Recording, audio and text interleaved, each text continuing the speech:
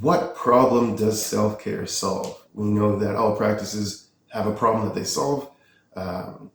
Massage therapy, chiropractic, osteopathy, um, talk therapy, all these kind of things. They have a specific problem that they are kind of created to solve. Maybe that's a mental thing, maybe that's a physical thing, maybe that's a bone thing, maybe that's a muscle thing, maybe that's a tension thing. But they're all kind of created to primarily solve a style of lack of health, let's say. Where now, how does self-care fit in there? Self-care would solve the the original problem, I guess. Knowing that all these different styles of health practitioners I mentioned are pieces of health. So self-care is about the unity of health. And what does that look like? We'd say essentially that um, the internal environment of an individual is the thing that shapes the external expression, right? So we see this when, I'm not feeling great today. I'm just kind of bumming around. I'm not feeling super, sexy or good looking or whatever. And I put on my sweats and I put on a jacket that I don't really care about. I don't really put myself together. Uh, Physically, you might not be able to tell, but how I'm acting, how I'm moving, you're able to tell that maybe I'm not feeling my best today. We kind of dress our emotions. That's kind of a thing that we do. And so this is just an external expression of the internal thing. Our lifestyle is the exact same thing. Are we working and making lots of money? Is that a compensation for us not feeling fulfilled internally? Maybe, maybe not.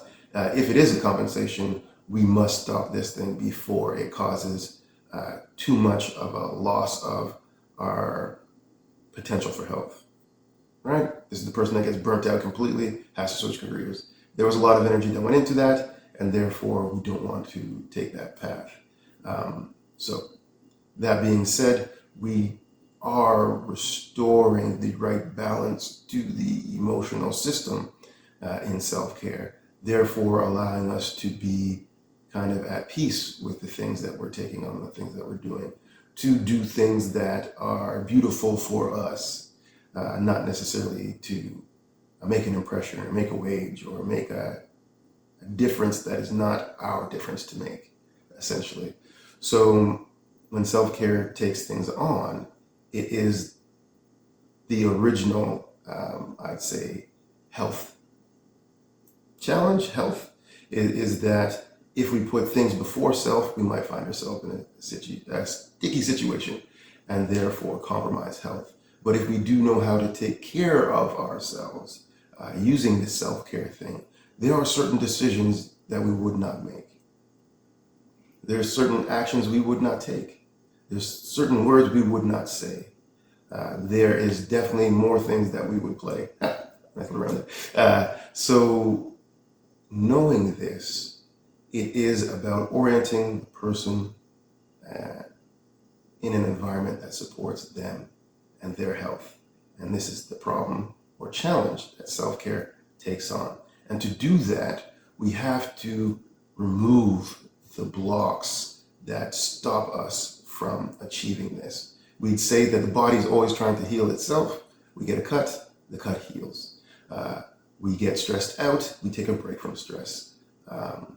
We get frustrated, we take some downtime. The body's always trying to heal itself. And scientifically proven, after 8 to 9 years, every cell in your body is completely new. So then we say, why do we not heal? Why is my knee still bothering me? Why did I not let go of that issue that happened a few years ago? Why am I so disoriented in where I want to go? We'd say these things are because we are blocking an experience that makes the difference, that changes us and makes us move from that old environment to a new one. So in a self-care way, we're trying to put in the experience that allows that change to happen. And the body heals itself. We're not trying to take over that procedure that it does, because nobody can do it better than it. But we are trying to facilitate those things that are blocking, resisting that flow. All right. Thank you for listening, and have a great day.